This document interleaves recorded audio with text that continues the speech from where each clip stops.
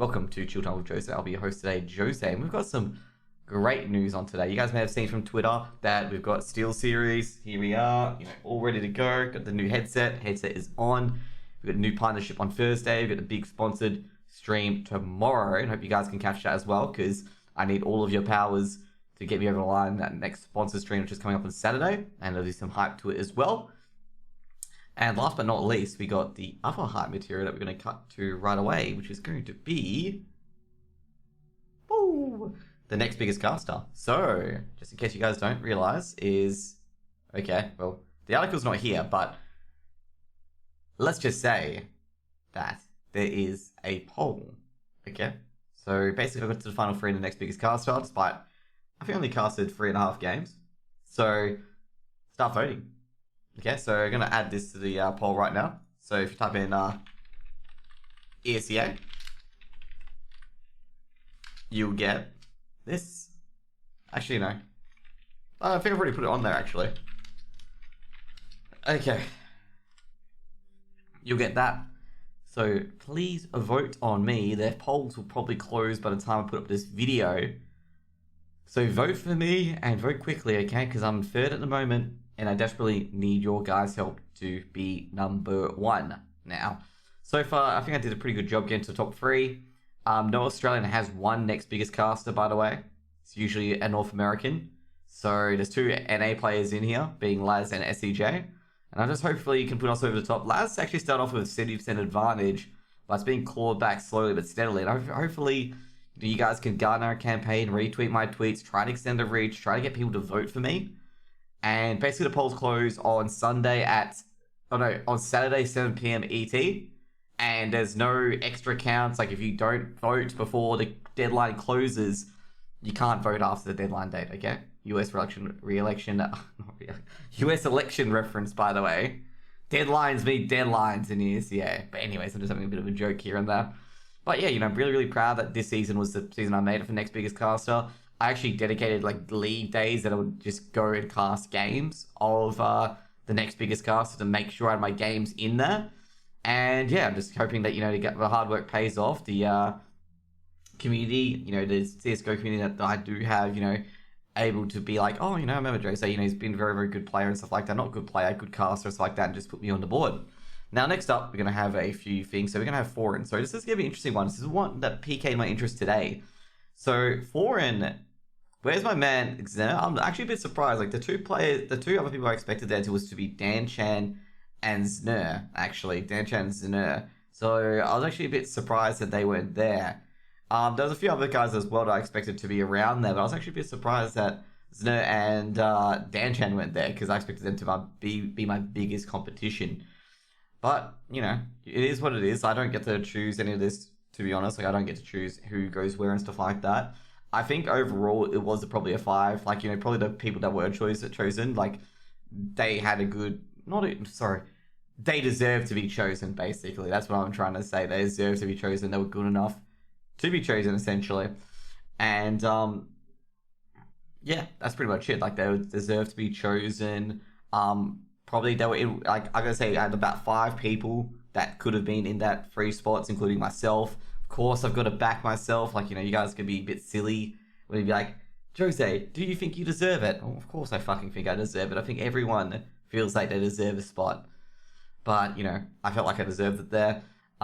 If I'm going to get the polling, I'm not sure about the polling. If I can get some extra votes in, if I get up to that 40% mark, I think I might be able to clutch it out. We'll see if we can get more people to get on the board effectively. Anyways, so Duncan, okay, Thorin, he's gone to the Guild. So Guild Esports. I'm trying to remember Guild Esports, actually. Who are they? Isn't that the... Let me just double check. I should have done my research right now. I'm very sure it's the one of David Beckham, isn't it? Yeah, it's the one of... That's co-owned by David Beckham. And I've hired Thorin as a consulting partnership. So Thorin is going to create its CSGO division. I'm very sure this is just kind of a going off as an analyst and caster, and is going to help a British team out. And his thing is develop their model for building a team, advise on style and stuff, I think appropriate to aid them, and basically making him a CSGO team. So basically Thorin, consulting, general managers build teams, there we go. And Guild are represented by a Swedish team that includes former Fnatic and NIP player Draken. Now, interesting about Draken actually. Draken had a tweet earlier, really inaugurating CSGO, like saying that Valorant cared more, and that was a bit of a yikes actually. That was a bit of a yikes. But yeah, it's interesting that Four has come back in the circuit to help a team out. I wonder if Guild Esports will be a team to watch out for in the future, given that it's co-owned by, a football star in the background. Probably got some money behind it as well, kind of like Complexity. Now, Guild Esports, I don't believe they're much of a force in the British esports scene yet in CSGO. But we'll see what happens. We'll see what happens if they do get, a few extra players, few players on the market. And see where they can head out to in the future. But okay, guys, if you guys are coming in, !ESCA, if you guys want to vote for me in the next biggest caster. I had a few guys just lurking in at the moment. Anyways, next up is we're going to have, well, I'm going to tell you guys now, a very interesting bug, okay? A very interesting bug. So let's just watch it here, okay? This is probably one of the most interesting bugs I've got. And I'm going to say now that we are probably going to, keep this as a bit of meme material, okay, guys? So I think I might get you guys in the crowd involved. I'll put it on my Discord to have a bit of a meme material for this, okay? This is actually quite hilarious, okay? So just watch this, okay? So the train stops, okay? Even though I stopped the clip, the decoy grenade that's thrown on the track stops the train, okay? And what this does, if you guys don't know, like this is a new bug that's come out recently. So the train's been stopped by one decoy grenade, okay? Like the decoy grenade in front of the train has stopped the train. The train's not moving. That's what Tensky is showing there. And of course you see Nodios from the Flames, and you see Manx, I think he's the AWPer. And they were showing this off, okay?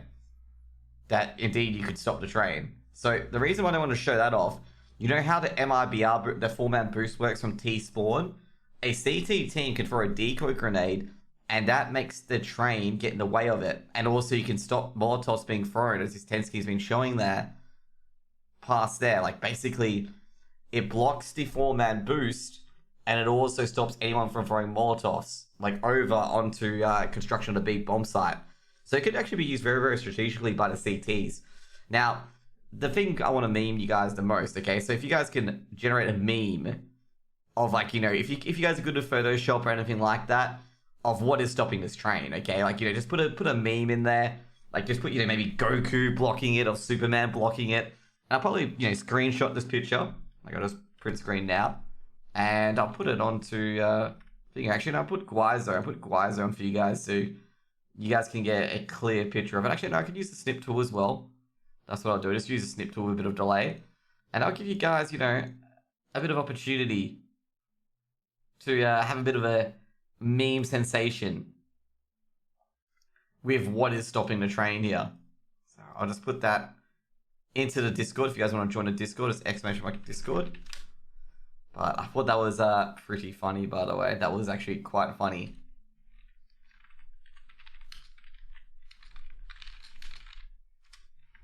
So there we go. We put it into Discord. And then we turned it off. Anyways, I thought that was really, really hilarious, by the way. So, yeah.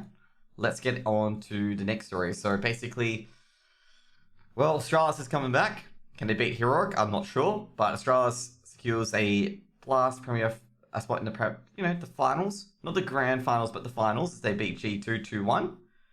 And so G2 have to go elsewhere to try and qualify for this tournament. So we're going to go to, we're going to go to the series.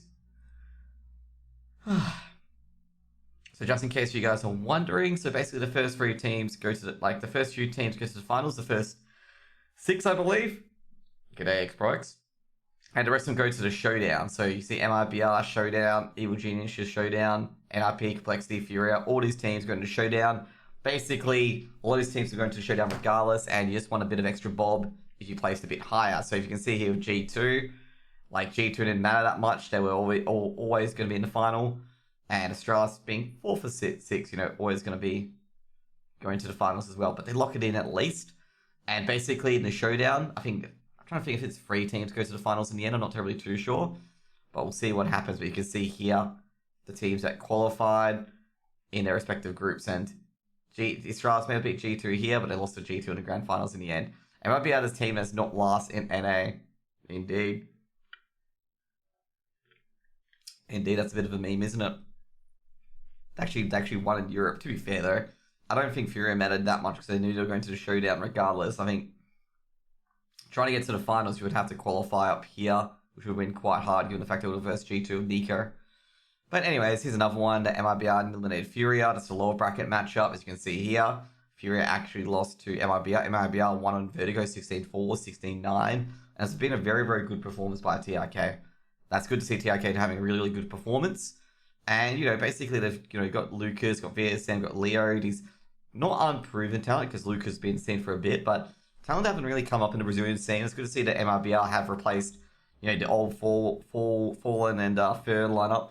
And they've, actually replaced it with someone a bit better. It's actually good to see. Unfortunately, Art had a terrible game, and really Caserado, Vinny, and all that really couldn't match it up in the end. And it's a bit of a disappointment for Furia there to lose the Brazilian derby, knowing there's a lot of, things on the line here. Next up is going to be this 100 Thieves. Currently in talks with Extra Room. This is a weird one, given it's a Russian org. And everyone was, thinking, why would they be interested in this lineup? Why would they be interested in this lineup? Given the fact that, it goes from Extremum, which is not exactly the biggest org in Russia, going after 100 Thieves, which is actually kind of strange. But then someone mentioned the Road to Rio points that those three would have. They'll be reduced by 40% with Jake and going back to Apex, and JKS going to Complexity. So people going, okay, it's a major spot on the line.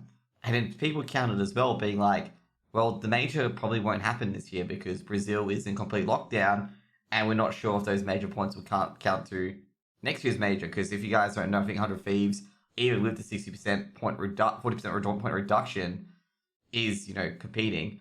Especially being an org that signed a former a QBF lineup. Yeah, you think do they have the money to afford the salaries that Liaz, Azza, and Gratos faction would actually want?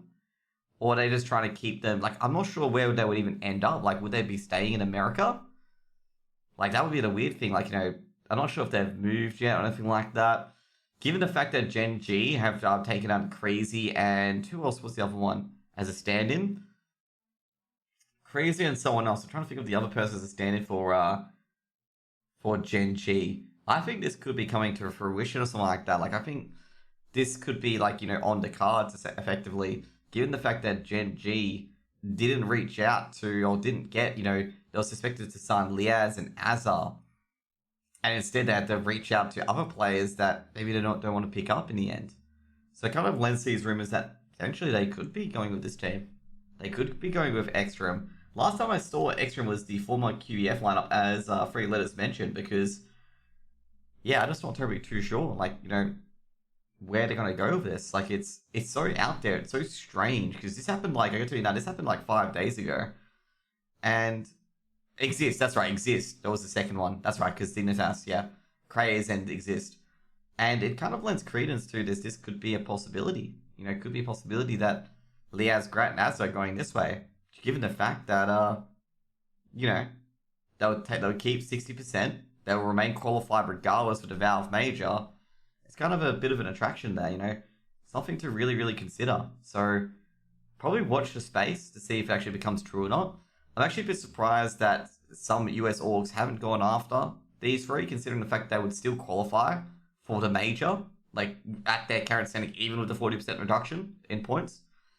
So I'm a bit perplexed why, any CSGO org hasn't picked these guys up yet, because potentially a free seat's in the major, but, then again, looking at Contact and looking at a few other teams where they bought a lineup for a major spot, like Virtus Pro as well, and in the end, it didn't turn out to be a free major.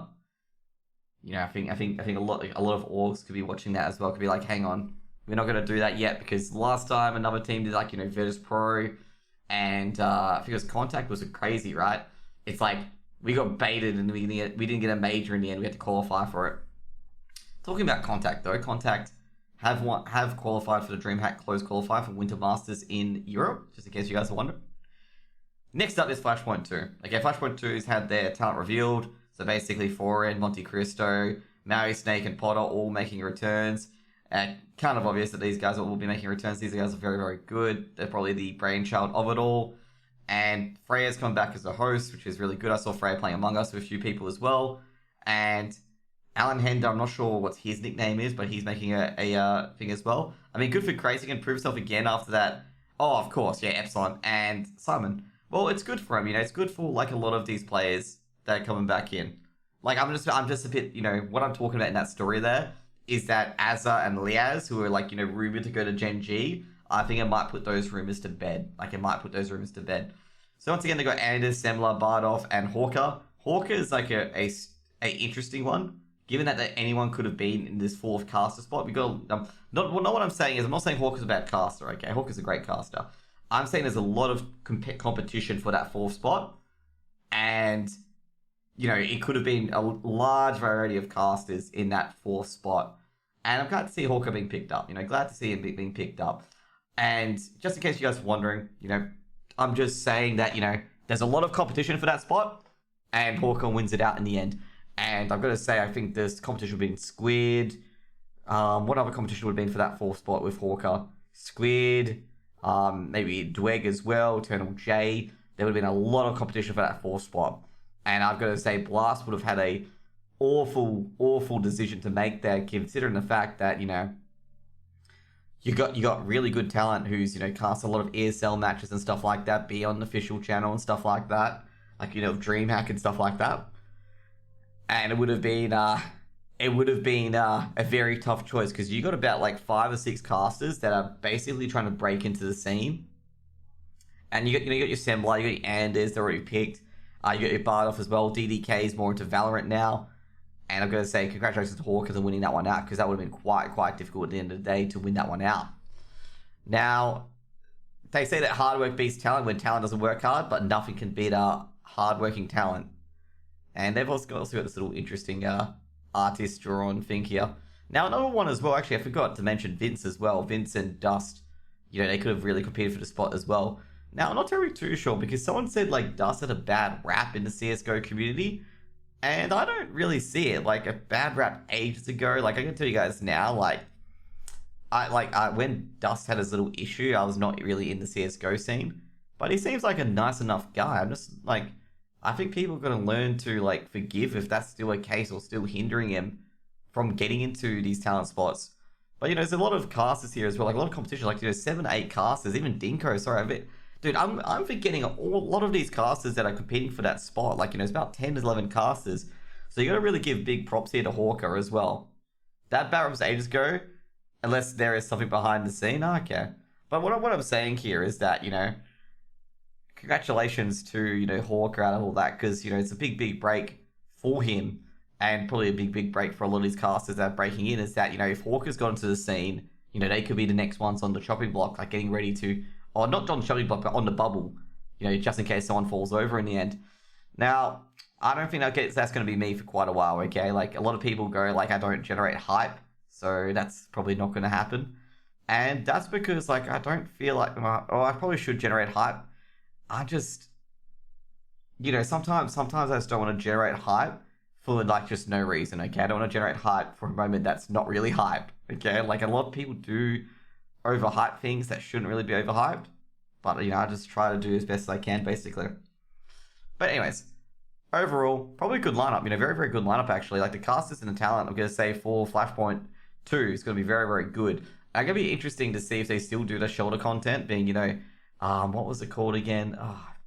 I completely forgot what the Flashpoint little bar segment's called. I was gonna try and see if I can find it in the community Discord.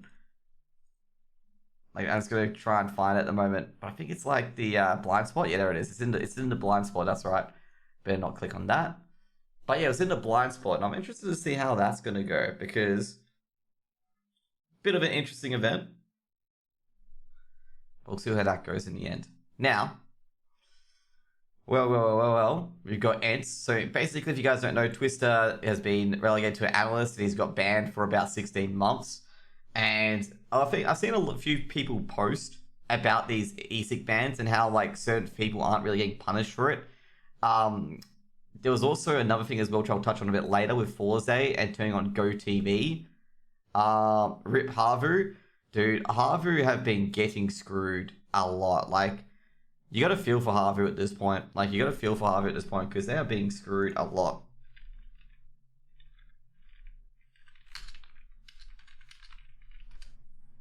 G'day, Arctic man. Hope you're having a good day. 2 seconds. We'll get to this later. I actually want to talk about that.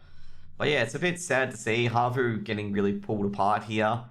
So Saw and Doto, I think Saw was in the lineup. I think he's been placed. Doto had already left. No, Hoodie was the one that left. But, 2 players out of Havu now, I believe. Saw going as well. So basically, they've got 2 spots between Zori, Slowy, and X7. Yeah, pretty much 3 letters. And I gotta say, I think Havu might be swirling down the drain at the moment. And I gotta say, they gamble to join, to go and join Flashpoint 2, maybe coming to a bit of a close. And also, given the fact Havu's not a founding member either, I think Havu could be swirling the drain at the moment. Hopefully they're not, because, their CEO is pretty cool. And I enjoyed hanging out with them at DreamHack Winter. Now, what I'm disappointed about is that it's, it's kind of like, it was kind of set up, like, not going to blame, like, ESEA or anything like that. It was just kind of set up with the things that started occurring, just in case you guys are wondering, the things that started occurring with the ESL Pro League spot. So just in case you guys are unaware, what happened with the ESL Pro League spot is that the season that Havu made it, I believe Havu made it as, they came second. Havu were going to be promoted because all the 3 other teams were dead, okay? The 3 other teams did not have a legitimate roster. And that was the season they decided to cut ESL Pro League to half and invited partner teams, one of those teams being ENTS, who were not registered with ESA in the slightest at any point. And I feel like this event here really, really jagged the dagger at the heart of Havu, where Havu had been a hard-working Mountain Dew League team to get to this ESL relegation slot, and then all they see is that ENTS jump the queue and slap, give a big slap in the face. And then Havu made the decision to be like, well, if we're not getting treated well in the Mountain Dew League, we're going to go to Flashpoint instead. And, that gamble's come out, blown up in their faces, and now, if realistically, they're going to have to come back with their tails between their legs and probably go into open again if they want to, compete. Now, the thing is, who wants to go to Havu now out of the Finnish scene? And given that Havu don't have any events to really look forward to where they're qualified or have much clout. They do have Zori in the lineup as well. They could probably get, X7. They could probably get a few more Finnish players to make that lineup. But, they'll have to go back to ESEA Open, basically just smash through it. Alternatively as well, they could look at some of the Finnish teams as well, who are in advance at the moment and maybe piggyback some of their teams. But I don't think you can do that, given the fact they would have to play for a 6, because they have to have 3 players play at least 8 games before they can take over the lineup. Now, they could probably do that. They could probably, poach a few players, maybe let's just say kill SJ, or they can kill COVID GG, pick players up from there to keep Havu going, or potentially Havu may die as a team. Now, Zori, this is the problem here, because Zori is probably the best player by far, and he'll probably be the most valuable player for Havu. It could end up in a Wardell situation where Ghost Gaming didn't want to let go of Wardell unless they bought him out. So they wouldn't release Wardell. So Wardell was stuck on Ghost Gaming for quite a while. And I think this could end up in a similar way where, Zori could be held up in Havu for quite a while. It depends on the contracts, of course. But I don't think Havu will be that, facetious about it. I think they'll try to rebuild their team. They've got caliber of team there. They've still got Zori. They've still got Slowy. They've still got X7. They've still got a team they can realistically build around. They've got that playmaker AWP they can build around. Zori can make stuff happen. Not sure where Hoodie is at the moment, if Hoodie does want to make a comeback or not in the end. Of course, Saw and Dutu going to ENTS, given ENTS is the bigger org and probably offered a lot more money. And yeah, Ariel's is on indefinite sick leave. I'm not sure what's going to occur there. What other areas can you look at? Well, Zen's not going to come back at all, given the fact that Zen's on, Godsent, maybe on Fun Plus Phoenix, so it'll be technically a downgrade if he goes to either of those teams. I'm just not telling too sure for Havu here, and I just feel like, Havu gambled and Havu lost. Havu gambled on the Flashpoint they did pretty alright at Flashpoint. They did get a bit of prize money there. But I think in the end, they've lost in the end. And, well, they're going to have to just rebuild. And it's pretty unfortunate for them because they were looking very, very good. Like about 2 seasons ago as a Finnish team. They basically forfeited all the MDL matches to go compete in Flashpoint. And, yeah. What do you think of Crystal being replaced by Emmy? That will come up shortly. Okay, that will come up shortly. I'll talk about that a bit later because that's a story coming up. Okay? Now, like, you know, basically 2-year deals for Doto and Sword. I think this is basically targeted to try and kill Havu, I guess. And, yeah, they placed third, got 100,000, peak 21. Doto was an easy decision. We experienced a lot together. They were stuck in the US for a month and a half. And, you know, basically, Doto was flipped over. So I think Havu, I'm not totally too sure of Havu there. Like what they're going to do at the moment. But they could, realistically with Havu, they could realistically rebuild. Especially if they did get a bunch of money with that team. Like basically given the fact they flipped both players who were in contract. They could have got some pretty decent sums of money for that as well. So, you know, they could buy out a few Finnish players. And probably get some more young and unproven Finnish players into that lineup as well. And, you know, with Zori as your main playmaker, they could put some rumble in the jungle, I reckon. They could put some rumble in the jungle here, where they've got, you know, a few of those players, like, you know, they've got Zori and stuff like that. Now, I go into the next one. This is another unethical decision. I think Forze really, really need to work on their reputation. Because you guys may have seen this, which is from Peacemaker, which is coach of Mad Lions, just in case you guys are wondering. And basically what happened was that the Go TV was on for their scrims, okay? And given for scrims, you generally do it to make your own plays and you don't put Go TV in. You can record your own POV, but you don't, you know, I have no idea why I'm getting all these election results here, by the way, but just ignore that for now. But you don't record anyone's play. Like, you don't record anyone's play like the other teams play. You don't have a Go TV so someone can watch in. You shouldn't be doing that. And it was pretty good, Ari. It was pretty horrible to see that Forze have done this, and not to mention they've also done it to other teams as well. Because I'm trying to think who else chimed in. I don't want to scroll down because I know there could be some bad faith actors in there. But I think a few teams have also told Forze to get rid of Go TV as well. And just in case you guys are wondering why this is bad mannered, is that basically top teams want to compete against each other without their strats being anti-stratted, okay? So that's why top teams do scrim against lower teams. It gives the lower teams a bit of experience against the top teams, as well as the top teams to work on their plays without having to get 10 people, basically, and practice against their own team. And I think it's very, very BM for, like, teams to turn on Go TV and try to basically scout the other team's play style. And then basically, I think what they said, if you can expand the pic here, they basically said, I think Hooksy and Refresh had a bit of a joke, you know, like Zona looking, and then they're like, we'll send you a demo, I'll send you a demo. And Hooksy's just like, question mark, no. And, you know, you can tell here that Hooksy and Refresh are like, what is going on here? Stuff like that. And I've got to say this, like, this is not the first time that Forze's been in this mess, given the fact they've picked up Zona as well. He's on a 36-month ban from ESEA, or not ESEA, from the game in general for most tournaments from ESL and stuff like that, because of abusing a coaching bug. And that's not a good look at all. It's not a good look at all that you're breaching all these norms as well. And then basically when someone mentioned about Zona, someone goes like, Zona's bans are unjust, he should be unbanned. I'm like, did you watch the YouTube videos with Macau where you see all of Zona's shit and his camera's moving around like it's a cipher?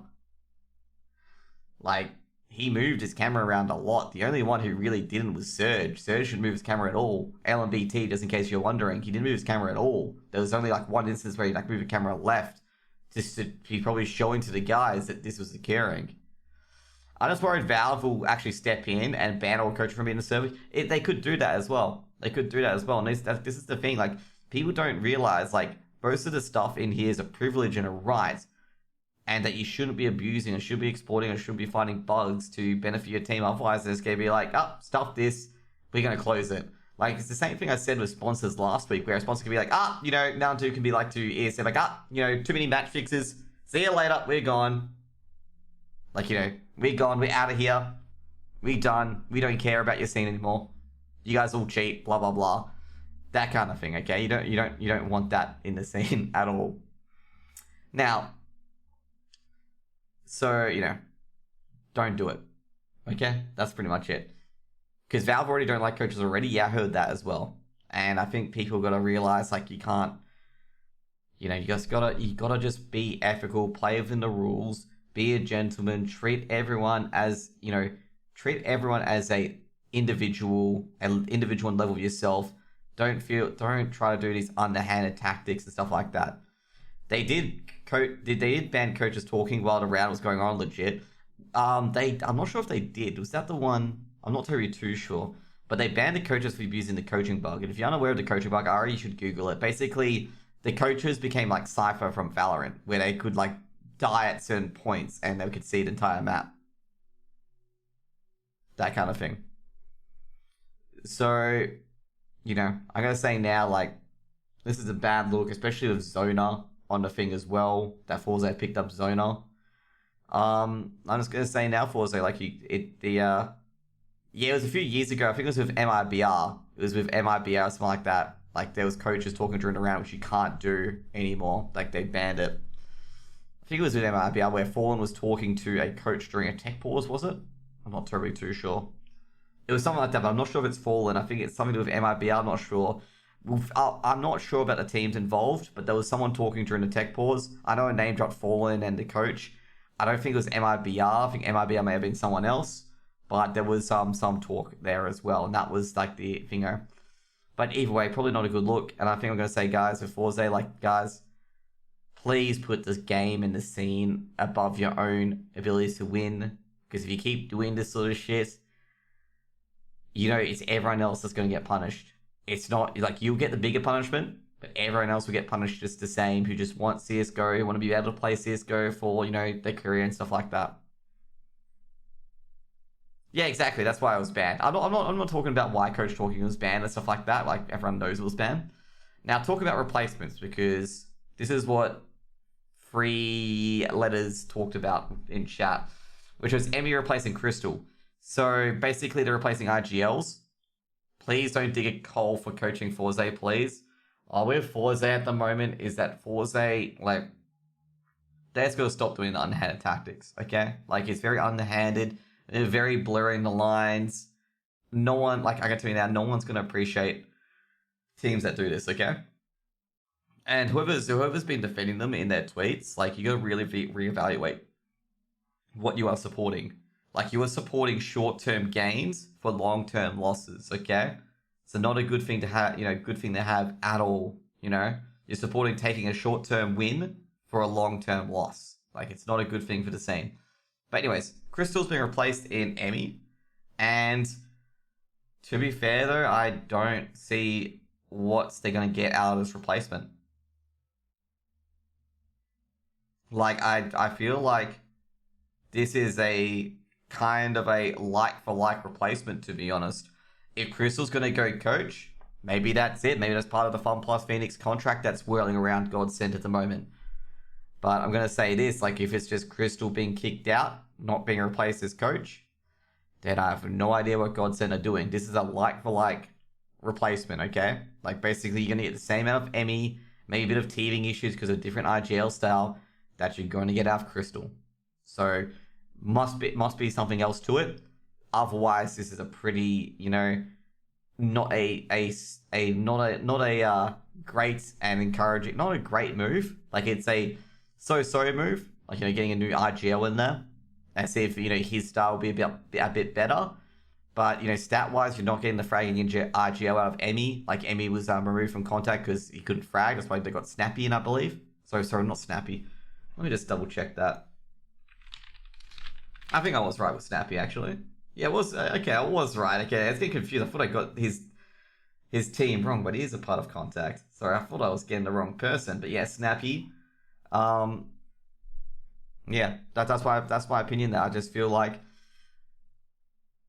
if you wanted a fragging IGL, replacing him with Emmy is not a good idea. If he's going to a coach, if Chris is going to a coaching role, yeah, sure, that's fine. You you're going to get a new IGL, like for like replacement, and have Crystal as a coaching role.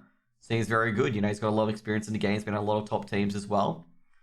Crystal, I got to say, like, he's been pretty good for Godsend as well. Like, a lot of people like look at his stats and be like, "Oh, Crystal's awful," but Crystal gets a lot of the key information for his playmakers to make the difference, and also Crystal gets into some gnarly lurking positions as well, where he gets a lot of information for his team as well. He's kind of like, you know, a team spy where he's able to scope out the side effectively, and he does get a few kills and a few decisive kills as well. So I think, you know, if it is to completely replace Crystal, I think this is just a few steps backwards, unfortunately, for Godsend picking up Emmy. No offense to Emmy, I think Emmy and Crystal probably relatively the same.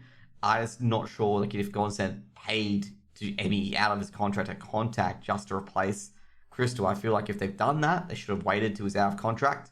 I think he may have been out of contract. I'm not entirely too sure. Let's just see.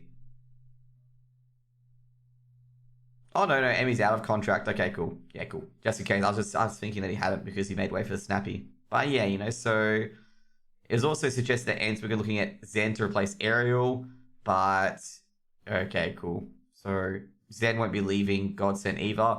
I didn't think, I'm going to say now, when the rumors are going around that Zen was going to leave and join Ents, I didn't believe them at first because I'm sitting there going like, I got to say now, Godsend has probably more of a future at the moment than Ents, given that where Godsend is in the EU scene. Like, effectively, Zen would just be doing a side grade by going to Ents. He wouldn't be getting any upgrades at all. And given that Godsend's had that rumor that Fun Plus Phoenix are sweeping in, they could even have Flashpoint as well. Like, you know, overall, that could be the grass is greener on the Godsend side. And given the fact they do have a really good roster as well, you know, being Stiko, Maiden, Fire League, you know, great Orpa, Zen being a great clutch rifler as well, and an Emmy or Crystal in the end of the day. And I gotta say, like, as I said before, it's just mainly gonna be a side grade if they do replace him in the end. The next up is gonna be Nico, which is gonna be about FaZe. So Nico left to G2, just in case you were wondering. And they're talking about his role as an in-game leader in FaZe. And I'm not terribly too sure about this because he just didn't want an in-game lead anymore. And he reveals that they tried to get Alex, just in case you were wondering. They tried to get Alex at some point. And they know they needed an IGL badly. They're trying to poach Alex at the time. I'm trying to find it. Yeah, here it is. There's a couple of reports regarding Alex, which was basically my priority before leaving FaZe. So basically what was going to happen is that Nico was going to leave FaZe when they picked up Alex. Okay? And essentially what happened is that, I gotta say now, I don't think Nico was good at a good at a in-game leadership role. And I guess this is why he left to another team. Now, I gotta say, I think everyone was saying that it's just Nico should be in-game leader. He really needs to get an in-game leader on that team. And I think a lot of people, even behind the numbers, I think Richard Lewis and Thorin was saying the same thing, is that Nico needs to be able to drop that in-game leadership role to give it to someone else and let himself fray out, because Nico is a great player. Like, Nico is an extremely good player, but I felt like in the in-game leadership role, he may have taken on too much. Like, as in the thing, like, you know, he's trying to direct players around as well as trying to aim himself. And you can probably get a player who's probably a bit less great at the aim, but knows how to direct players around. And you can make that FaZe team into a superstar team. Like, 100%. You just get an experienced, you know, RGL, and you can make that FaZe team very, very good. Especially you get the firepower. You know, you got Brokey on that team, who's just been amazing. You know, big, amazing. You got Kirby. He's been pretty good as well. You got Cold Zera. You got Olaf back now. You got Rain. Rain's so consistent, like the most unbelievably consistent rifler. And I was going to say, you got, you know, all those players in your team. You just need one RGL to line up this Justice League of talent, basically. You know, you got superstars in there. Give it a Marvel. Let's call them the Avengers of talent. You know, you got your Olaf, your Thor. You got your Captain America, whoever the IGL is going to be. You got Rain, who would be your Iron Man, I guess, because he's basically consistent as hell. And you got a lot of good players in there. You got Hawkeye, probably Brokey there. But you guys can see what I mean. Like, this team just needed IGL, and once this team has an in-game leader, they're going to blast some people out of the air. Now, Nico leaving to G2 probably was expected, given the fact that his cousin's on the team. And I gotta say, now G2 do need to replace some players as well, whether it's gonna be Jax or Amanek. And basically, Nico's clear upgrade. Like, G2 made a good move. Okay, like, there's no way G2 didn't make a good move here, because Nico is bringing it much needed firepower to this lineup. Okay, And anyone who disagrees, obviously has never seen Nico play ever. Okay, Nico is definitely an upgrade on Jackson Amanek. He's probably one of the better players in the scene at the moment, best players in the scene at the moment, Nico, and he has potential to do that as well. And basically, it's a lovely picture of Hunter and Nico together. And yeah, so pretty much Nico wasn't happy with being an IGL at FaZe, and he just wanted to leave, didn't want to be there anymore. So that's why G2 picked him up. Next up, we're going to talk about the ESA Premier Division. We're not going to talk about EU because I think EU just finished. I think I talked about it last week. Yeah, that's the other season. We're going to talk about the NA scene at the moment. So basically, just in case you guys are wondering, with the NA scene, in this game between Team 1 and whoever is going to be here, the winner for the next biggest caster will be announced. So if you guys are in here, being like, oh, what's he talking about next biggest caster? If you type in next restaurant ESCA in chat, you get the poll, and you can vote me in that poll. And you've got until that time, which is Saturday, 7 p.m. ET, to vote me in. Okay? To vote me in, because I need to be available. The winner of that will get to cast the EU Mountain Dew League Finals with a few co-casters. And I want to be in that, okay? Now, a bit of a disappointment here, as you can see here. Like, I did tell Davey when I got the invite that they need to be in the grand final. But a bit of disappointment is that Secret Club beat Mythic. So Davey will not be in the grand final, which is thoroughly disappointing, Davey. Thoroughly disappointing. Nah, I'm kidding, man. You did your best, okay? You did your best. I saw the vetoes, and I'm going to say that was a good veto for you guys. And you guys got close, 16-11, 16-14. The vetoes were good. Like, I like the vetoes, Davey. Because if you guys want to know, I know Davey does the vetoes. That was good vetoes from Davey. Bit unfortunate that against Dust 2. Basically, I expect the New England Whalers to take on Team 1. I don't think Secret Club will get past the Whalers, and it'll probably be a really, really good BO3 between those teams. And hopefully, I'm announced as a winner on Sunday, and then we get to the EU MDL. Next up, we're going to get to the AU MDL. That finished up last weekend. It started on Friday and finished during the week, finished on Wednesday. And overall, I said the Chiefs win the MDL. Well, how wrong was I? Unfortunately, I think it's because the Chiefs lost Soju and Ofnu, and that really killed the team. Okay, that really, really killed the team, losing two really, really good players. And that's what hit him the hardest, okay? That is what hit him the hardest, in my opinion. Now, congratulations to Avant. Unfortunately, not being reverse swept by Order. They were being threatened to be reverse swept here, as you see here. As Order won 2 maps, and then Raj went to OT. And, in the end, Avant were able to clean it up, convert the OT over. A bit of drama in this game, funnily enough, is that there was tech issues at the start of OT where players couldn't log into the server for about 10 to 15 minutes. And that was on the overtime on the final map. There was not player drama or anything like that, but just, hilarious drama in Journal where just tech issues pop up at the most key point of the game, where it's like the first OT on the final map of the grand final. Who do you think will win IM Beijing? There's like multiple tournaments. Like there's like NA, EU, AU, and Oceanic and Asia. I don't think there'll be like one team winning Beijing. I think it'll be separated into regions. Who do you think will win EU? Well, you got to see who's going to... actually, the guy who's qualified now. But I don't want to talk about EU Beijing yet. That's not on at the moment. EU teams... Dude, that's going to be a coin flip. There's a lot of teams that can win that. Like, there's Astralis, Heroic. Like, there's a lot of teams in there that can realistically win it. Like, I'm going to say it just depends on the day. Like, it's no real clear-cut team that can win it. Like, if anyone says, oh, this team will win it 100%, they're lying. Like I say, they're lying. Like, there's not much. So Avant won the grand finals 3-2 against Order, basically stopping Order from a three-peat, no back-to-back for Order. And I believe it's Avant's first Mountain Dew League for quite a while. And I've got to say, probably the biggest surprise out of all of this was Vertex, okay?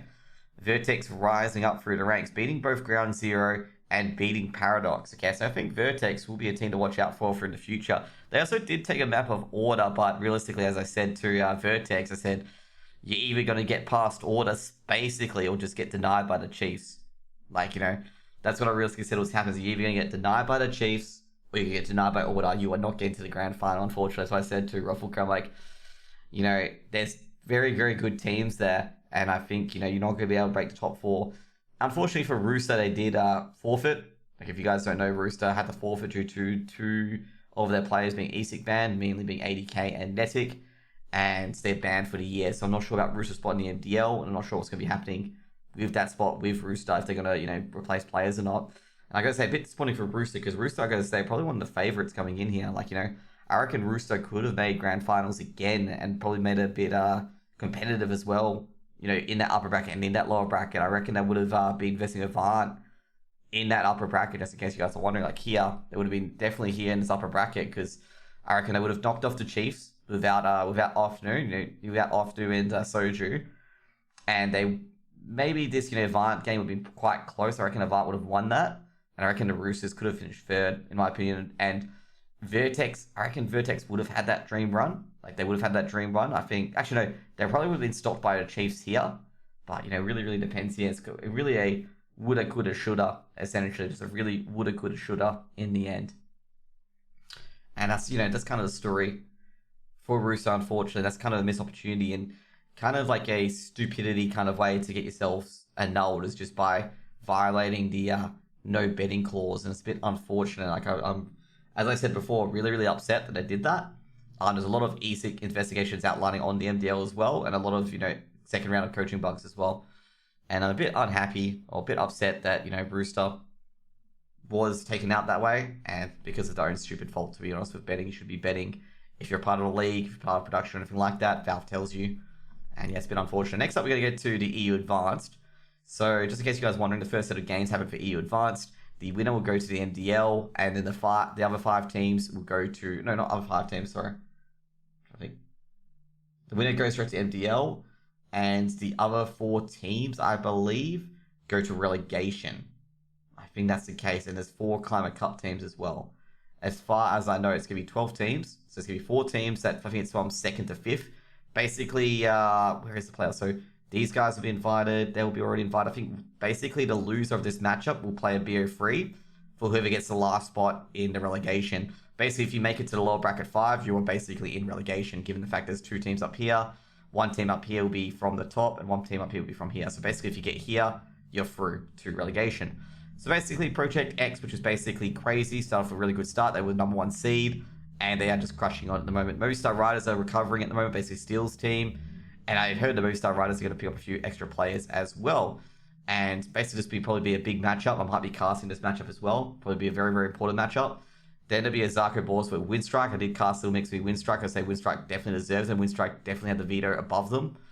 And then Wygers versus Nangol, or Sangol. The Turks are back once again. I've got to say the Turks, these guys are never really going to go away. And sorry, now I remember, Sangol won a team, I think it was Hardstyle, the coach of Sangol, said Forza, they also do this to them in their scrims as well, to Go TV, just to bring it back to the Go TV for Forza.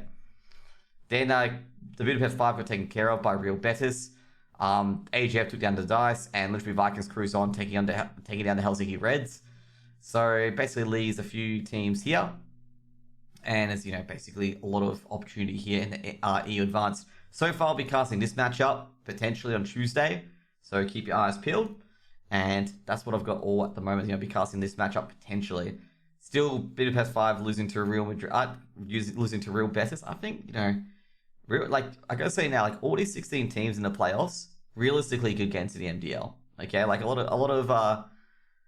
of people like, lol, they lost to this team. A lot of these teams in advance could easily get into the MDL. Like a lot of the teams that lower half MDL are probably on par with these teams. Effectively, probably on par with some of these teams. I'm not sure about the other games at the moment. They haven't been rescheduled yet, but once they get rescheduled, I'll give you guys an update on which games I'll be casting. Now, that's going to be it with the Chilltime with Jose, with the first time Steel Series being a partner of it, an extra string to my bow. And, well, you guys can subscribe to me on YouTube. If you guys are watching on YouTube, you can also vote for me for the next biggest caster. The poll will also be in the description below. And, hopefully you guys do vote for me for the next biggest caster.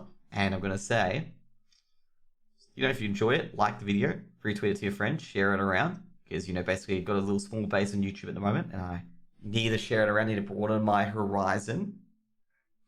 And also like to thank Still Series, Exitlag, all these guys who have given me a chance to really prove myself as an individual caster and podcaster, I guess. So I'm really, really happy for that. And yeah, I do agree actually. As I thank my sponsors. Like a lot of teams are stuck in advanced tail, too good for advanced and not a sponsor to MDL. Yeah, especially the 16 teams, including Sango as well. What do you think about switching different players to different maps? I think it's going to be a niche, which is going to be like, it's going to be like 3D glasses for movies, okay? It's going to be like fun for a while, like teams will just sign on it, and then basically it'll just fade away like the gimmick it was, essentially. I don't think people are going to realistically keep a player for like a pinch hitter on the ninth or on, you know, certain maps. That's my opinion about that. Now, overall, that's going to be it for today. If you like it, you can subscribe to below in YouTube. Also, if you're watching Twitch, you can follow my channel. If you're watching it on YouTube, you can follow my channel on Twitch, where I do stream this live, so you guys can ask me questions as well.